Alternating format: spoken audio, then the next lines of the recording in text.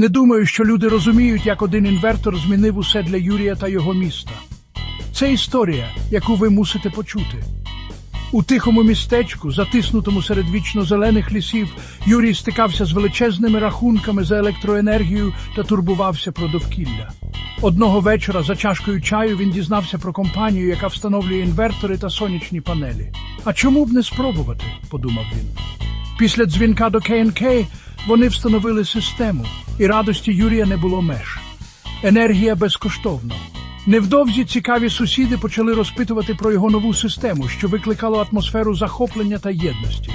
Місто процвітало завдяки сонячній енергії, люди ділилися досвідом та святкували нові можливості. Юрій став місцевим героєм, надихаючи на екологічні зміни. Справжня енергія – це не просто електрика. Це єдність, підтримка та радість.